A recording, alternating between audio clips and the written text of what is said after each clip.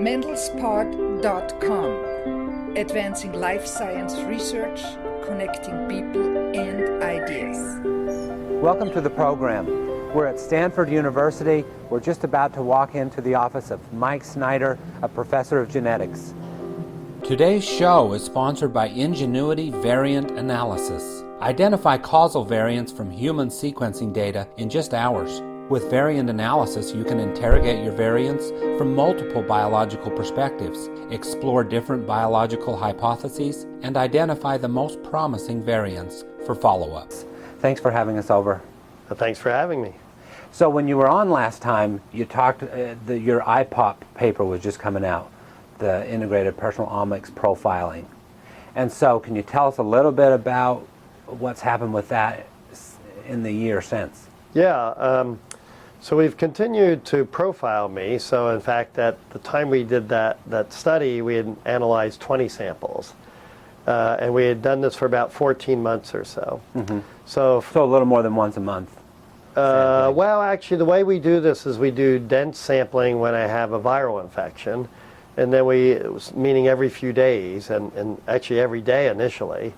So we'll do dense sampling when I have a viral infection. That means taking my blood and then analyzing it for these 40,000 components. 40,000? Yeah, 40,000. And then when I'm healthy, we do it every 2 or 3 months. And so the first study was really 20 samples over 14 months, and 2 viral infections occurred during that time. Well, now we're at about 38 months and have done, I guess, 53 samples. And I've had 6 viral infections. So I've had 4 more viral infections since that first study. You're just getting over a cold. One of which I just got over, that's right. So, and you were sampling each day? Or? That's right. So, well, we did the first day, the next day, and then we did 2 days later, and that's where we are now. We're about to do one on Monday. So if I were to roll up my sleeve, you'd see a bandage arm there where we'd just taken blood yesterday, in fact. So, yeah. So with the original paper, when you had the virus, then the type 2 diabetes came up? Yeah, so what happened in the original study, just to summarize, so initially we sequenced my genome and we were doing this dense sampling and then profiling 40,000 components in my blood from each sample. And what we discovered was that my genome predicted I was at risk for diabetes. And then after this very nasty respiratory syncytial virus infection, I in fact got diabetes. And that was the first time anyone had predicted a disease based on a genome sequenced. And then because I had been doing this dense profiling, we in fact discovered the disease right away. I adjusted my diet, increased my exercise, and it took a while. It took about 6 months, but I gradually brought my glucose level under control, and so I'm called a managed diabetic. And so that's where the first study stood. And so we've continued the sample since then, as I've said. So we have now an incredible sampling. So I've been through 2 viral infections total, the RSV infection I mentioned earlier, 2 adenoviruses, and we don't yet know what the 6th virus is that I've just had. We'll find out. You know, it's interesting. I've never had the flu yet from this, so maybe this last one will be the flu. I don't know. We'll find out pretty soon. In fact, I'll probably know today or tomorrow what this last infection was. So we're in the process of analyzing all these other samples, these 53, and pretty soon it'll be fairly quickly it'll get to about 60 samples. So we'll analyze these remaining 40 samples quite a bit. The other thing we're adding on is we've added on my microbiome. So we're doing gut, urine, nasal, saliva, and skin microbiome to get a more detailed picture of how the various microbes that live on us and within us are changing during this time, and that's something that is an area of very high interest because it's thought that the microbiome is very much related to your health. Mm-hmm. We're also adding DNA methylation patterns, so we're adding on a lot more assays. So this 40,000 number will skyrocket to literally hundreds, if not millions, of data points if you count all these different data sets. So let's talk about the technical side for a minute. Okay, sure. So you're doing genetics, the proteome, and then can you just talk about sort of what equipment you're using and how you store the data and just the technical, like how do you actually do this? Yeah, so the sampling blood is pretty straightforward. We do use very conventional medical types of processing for that. We make what are called my peripheral blood monocyte cells. These are your blood cells. And then we also save serum and plasma, which are the cell-free parts of your blood. And then we analyze these for the transcriptome. We analyze using these new sequencers. We process data in a certain way. We can analyze the gene expression of every gene, every spliced isoform, every edit that's expressed from each expressed gene. So we really get a lot of detail out of the transcriptome. We measure the proteome by mass spectrometry, and we have the latest equipment for that. We're about to add more. And we analyze the metabolome using also mass spectrometry. Each of these are what are called untargeted, where we're surveying all the molecules we possibly can. Just everything. Just everything. We do a very special analysis of cytokines with the immune monitoring core here, which lets us follow a lot of very interesting immune response molecules, these cytokines. They're very much a reflection of your disease states. Mm-hmm. And we also do autoantibody probing, so I can see my antibody profiles. And we're starting to add on what my viral antibody profiles are by working with a new assay, with Roche actually on this. So we have a whole series of different assays that we're in fact embarking on here that are rolling out. Well, some of these, again, a lot of this we did initially, but we've now expanded this to many, many more assays. Yeah, what are you doing with the microbiome? Are you just going through the literature and saying, okay, these we've found before and these have been written about before? Yeah, so for the moment we're trying to, the data is still being collected on the microbiome. That is a newer addition. Yeah. So what we're doing is we're getting both 16S, and that's the ribosomal content, which tells us general categories of species that are in my various microbiomes. But we're also doing deep sequencing so we can see the details of what gene contents are there. Mm-hmm. And we really want to see how they change. Right for the moment, we're seeing how they change across these healthy and infectious disease states. Now, my diabetes is largely under control, so that hasn't, I'll come back to this in a minute though, that hasn't changed dramatically.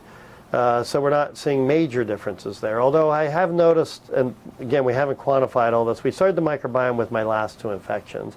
I have noticed that glucose levels have gone up during times I've been sick. So we can see, we want to correlate glucose levels with the types of microbiomes that are there. I think that'll be really fascinating. And also with all these other blood tests we're taking and other assays as well. So we can really get a comprehensive picture of how the host and the microbiome might be working together. We won't know what's cause and effect, but we'll see how they co-correlate.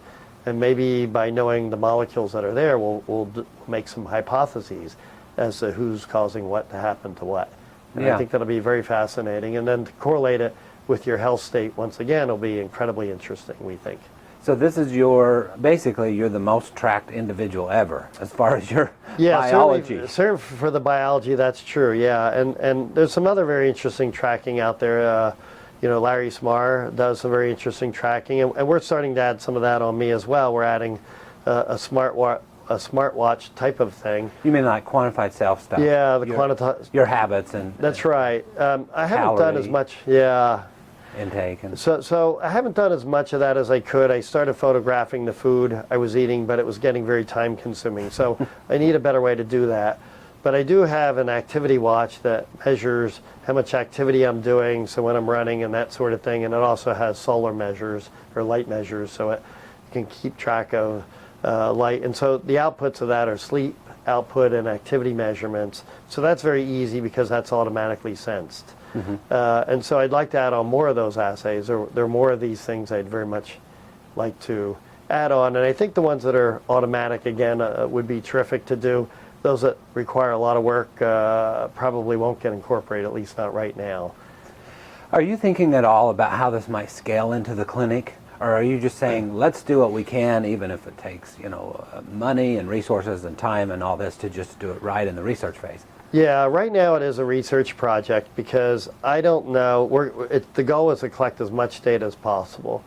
And we're not, I didn't say, but the other thing we're doing is we're expanding this out into 10 people so that we can analyze more individuals. And so there are several volunteers who are fairly dedicated like me who are eager to give samples.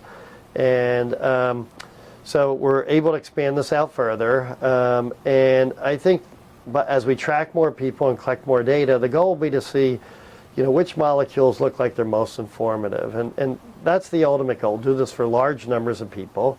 And then figure out which of these various molecules, I mentioned 40,000, soon that'll be, let's say it's several million. Figure out from the several million, which ones are most informative for which kinds of disease states or health states. And from that hopefully will tell us which ones then can be used for the clinic. So if you have appropriate markers, and you probably want some redundancy in there, meaning multiple markers for the same disease or thing. So if one isn't working quite right for someone, there's other markers in there that will cover for this. But the goal will be to, from this, hundreds of thousands of markers, millions of markers, maybe you only need 2,000 that will be informative for all major diseases, and that's the thing that should become the clinical test. A great panel for the clinic. Yeah, that's right. And then when it's targeted, you can also simplify and reduce the costs as well, one would hope. That's the plan overall. Do you ever, on the weekend or whatever, start to doubt and say, my biology is just way too complicated. There's way too many data points to collect, and No, I'm overwhelmed. No, not at all. It's just the opposite. I think the more you collect, the more excited you get, because you can take this data and you can start distilling in the pathways and things to look at. So there are challenges with storing the data, which is, I guess, one of the things you're getting at here. Just from that first study, we generated about 50 terabytes of data. And that's now a small part of the study. So the next version that will be released, and by the way, anyone can download this. I think the website's something like www.snyderome.org or something like that, or edu. Snyderome.org. Yeah, Okay. so we can send that out, or you can flash the link here perhaps. So anyone can download the data, and if they learn something interesting, I'd appreciate you tell me. That would be terrific.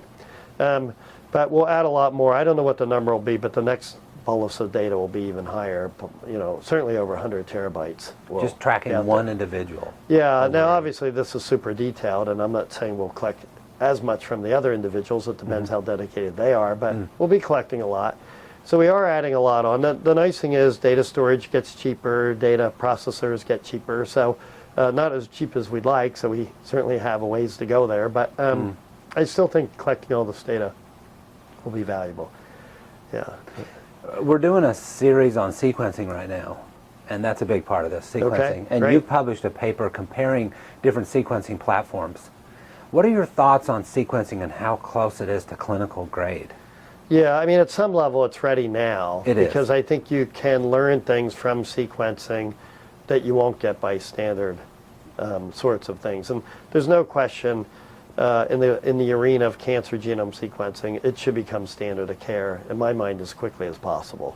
Because cancer is a genetic disease, both in terms of predisposition and in terms of once you get it, there are somatic changes that occur that are associated with a cancer state. And there's no question that what's driving this are genetic mutations.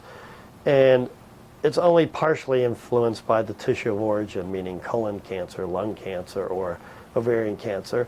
It's more influenced by the genes that are altered, that are driving the cancerous condition.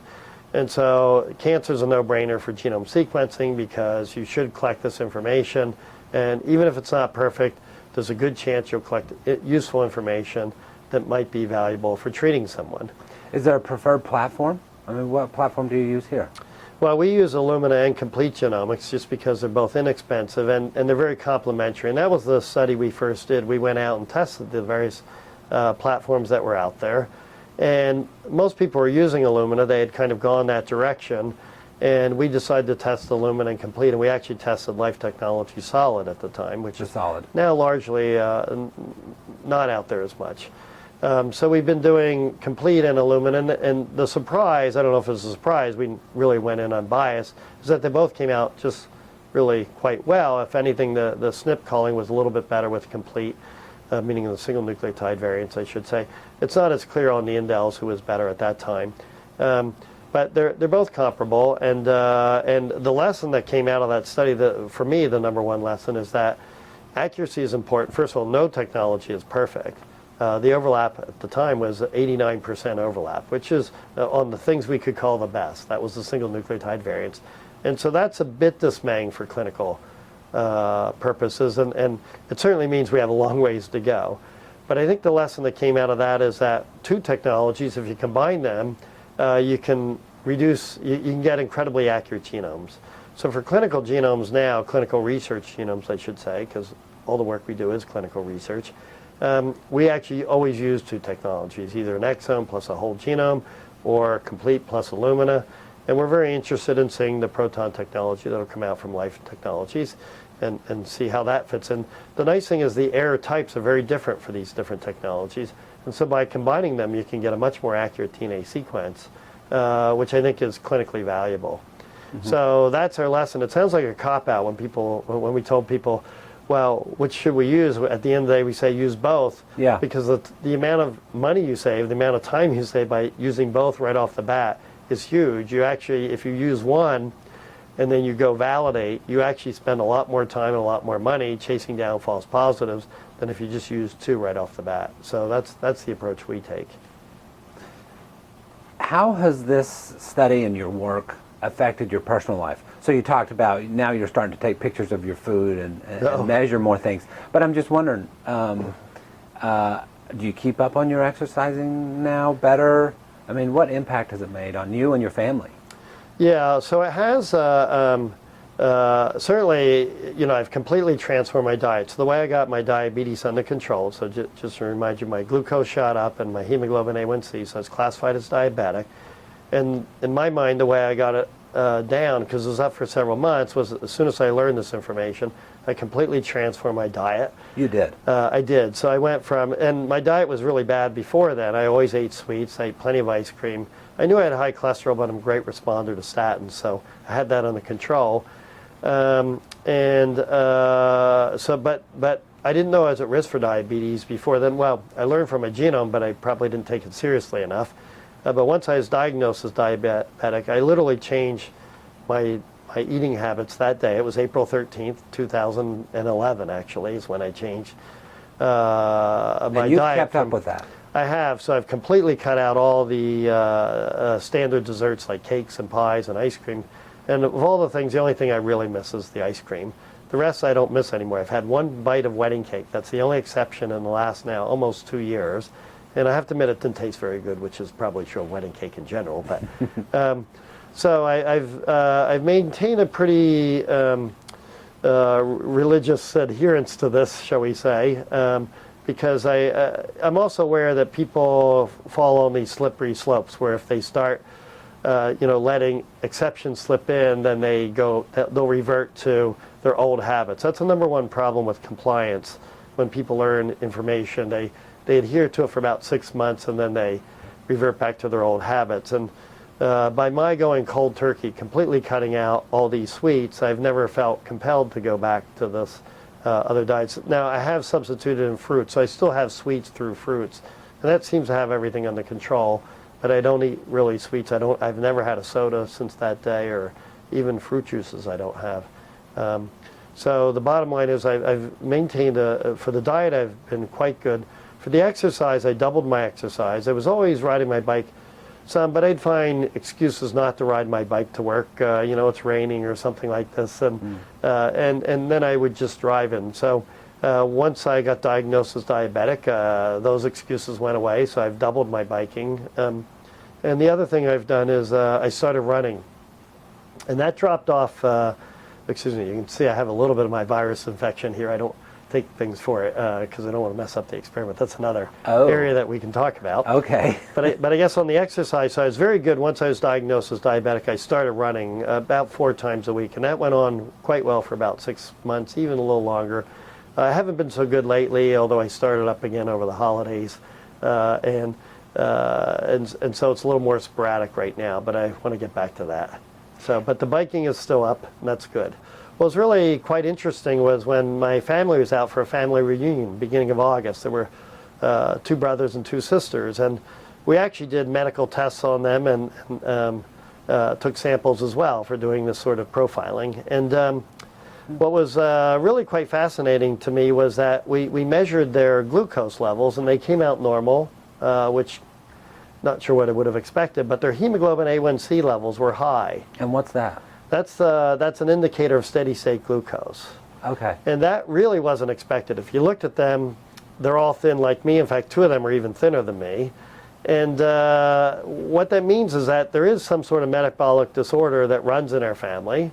And only caught because originally we sequenced my genome and then discovered I had became diabetic.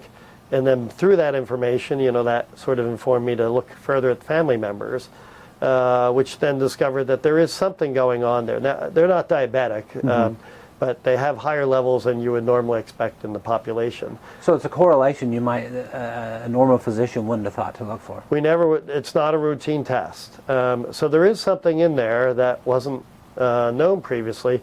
And again, I would argue this is the power of A, profiling more deeply than we routinely do, so you can pick up these things, and B, something that you might learn from your genome sequence that you wouldn't otherwise find. So, and something that ultimately could impact their health very much like it impacted mine. That's the purpose of this whole project. It is. To find these new correlations that's right. Connections. Yeah, and so we'd obviously like to expand that to everybody. I'm curious about your definition for health. Yeah. From this perspective. Okay. Well, yeah, I guess there are probably several definitions for this. For me, my health state is something I've measured as a baseline molecular profile. Your health I suppose, state. yeah. So I think that's how I look at it. I think, I'm getting a feel for what my baseline health state is based on these 40,000 molecules we measure. There's no question I see patterns change as I've gotten infected with various viruses. You do see signatures change. I do have a state I can recognize from the time I got diabetes when my infections had gone away, but my glucose was still high. I can see what pathways were still elevated and things. So I think you can define states based on molecular characterizations, and I think we'll be adding the microbiome and DNA methylome on top of that as well. So I think all of these will become part of a so-called health state. And I think this is the kind of thing you can capture with these molecular measurements. I think it's also something how we'll be defining it in the future. But the nice thing is, I think a big part of this whole process is it's not just, the health state can vary with different people too. Mm-hmm. I know people have talked about like different degrees of wellness, right? Right. We use this term wellness more now. Yeah. Well, wellness for a geneticist is almost becoming these people who live to be 100 years old. So that's a high there's this degree of elderly wellness. people they're sequencing, and so it would obviously be great to profile them, and it would have been great to profile them at the same age as, for example, me, so I could compare my health state by my molecular profile with theirs. I think one thing for a lot of people that's going to be important is following these differences, though. So for me, what's going to alert me that there's a problem is when I see big deviations from my so-called healthy state. Then I know something's going to be going on that's funny. That's probably the most I can say now, but if we have a whole bank of what these deviations mean, like, gee, this deviation's often associated with diabetes, and this one's associated with breast cancer, and this one's associated with colon cancer. That's really the goal. When you see these, what I'm calling them deltas, these changes from a healthy state to a disease state, so if we can understand what those signatures are, and they're going to be a little bit different from person to person, but hopefully there's some commonalities that we can bring in that people will be able to use to recognize. And to me, that's how health will go forward, in at least one fashion of this. Mm-hmm. You have kids. Yeah. And, I mean, do you look at them different since you've been working on this? Would you like to include them in one of these studies? What's your thought on that? Excuse me. Sorry. So, yeah, I guess for my kids, so I don't think I treat them any differently from this study, from having started this study. Although I'll come back to that in a minute. There may be one aspect that has changed. If it were up to me, I probably would have included them. I think my wife was in favor of waiting until they can make their own decision. I think that's quite reasonable. So we'll wait till they're 18 or older, and I think that's quite reasonable for them to make the decision for themselves, because they are healthy and there's no urgent reason to include them. My own view on this is that I do see the advantage of having people's genomes sequenced early on, and in fact, at some level, I can see the argument for having genome sequenced right at birth, because you could collect that information, you'd understand what people are at risk for, and then you can incorporate that into their medical care. Now, the downside of that is if people are worriers, this could overcome them, and they could spend more time worrying about, gee, I'm at risk for this, and not functioning well. I saw an op-ed in the New York Times by like a 21-year-old girl who had just had her BRCA gene tested, and, Right. and she had the the bad variation or whatever that leads to breast cancer. So yeah, she was wrestling with that herself and talking about the sleepless nights. Right. So, and along these lines, and I've talked about this with my wife, who really probably shouldn't get her genome sequenced, or at least shouldn't have the information returned to her, because she'll spend all the time worrying about these various things she's at risk for. And so it's a no-brainer that if you're a worrier, you should not get your genome sequenced, or at least what should happen in my mind is it should get filtered by someone who would look at your genome and say, well, these 5 things you really should know about, because if they do pop up, or your doctor should know about, because if they do pop up, you wouldn't spend a lot of time diagnosing the wrong thing. We know this from your genome. You're at high risk for this. This symptom pops up. You may have this. Let's try and work on this and treat this. So one could argue that maybe there should be a third party. It could be your physician, it could be somebody else you trust who actually has that information if you're a worrier, and that would be one way to get it. But on the other hand, I think there are people like me who would like to know this information. I want it all up front. I don't want it held by some physician who, especially don't want it held by some physician who says I can't have access to it. That to me seems ludicrous. We all should have an entitlement to our own genome sequence, but we should also have it in a fashion where we're informed. I mean, I think people should again get access to the sequence without knowing what it all means. So if you're as a typical example is if you're at risk for a disease and you go from 1 in 10,000 to 1 in 1,000, the person has to be informed. That doesn't mean they're going to get the disease. Yes, they're at tenfold higher risk for this disease, but it doesn't mean they're guaranteed to get this disease. So you have to educate people about probability and what it all means, and then also educate them what information they would like. In my mind, that's really what it should come down to. What kinds of information do you want to return to the person based on what they want to know? Some people want to know everything. They want to know whether they're at risk for Huntington's, which is, certainly a very easy thing to diagnose, and but it's a debilitating disease, and there's zero treatment for this. But there are a lot of people who want to know, and there are a lot of people who don't want to know. But that decision should be up to the person. And it's a classic case of why you'd like to educate people, because people who are informed about Huntington's, a high fraction actually commit suicide. It's something like 25%. And I don't know if that's a fraction that, what fraction of them commit suicide before they get the disease or not. I'm just not aware of those numbers. But the point is, I think people should be properly informed about, what information they'd like to get, whether it is treatable or actionable or not actionable, and that decision should be theirs. Yeah, I mean, we're heading more into the world of the engaged patients who know a lot more, and maybe make the decisions with the doctors. Right. And you're a big fan of that, is what you're saying. I am, because I think this is just where the health system is now. Doctor has 15 minutes to see a patient. It's not enough to make an informed decision. Yeah. So I think realistically going forward, all patients have to take control of their own health. And a doctor will be a coordinator of healthcare in the future, in my mind. Now, there may be some people who exercise to let the doctor make all the decisions, and that's their right if they want to do that. But I actually think it's not taking responsibility enough for their own health. I think they should, because it's the world of the future too is to Google everything. So I think what happens is if it's what most people do now. If you get sick with something, first thing you do now is you check the internet, and you want to learn about the disease and the symptoms and the possibilities, and whether physicians like that or not, that's the real world. And I think we have to have educated people who can deal with this. So in my mind, the healthcare system of the future has a physician who's a coordinator of healthcare. For those who opt in to bring their DNA sequence in, that would also then have a geneticist or a genetic counselor, or genomicist is really the right term. And then there also be specialists for these areas that you might be at risk for, or that you have a family history of. And so there'll be these coordinators of healthcare who will, in fact, be responsible for your healthcare. But at the end of the day, you'll be the ones searching this information out and coordinating it, just much like I did for my diabetes. I think that's going to become more the norm than the exception.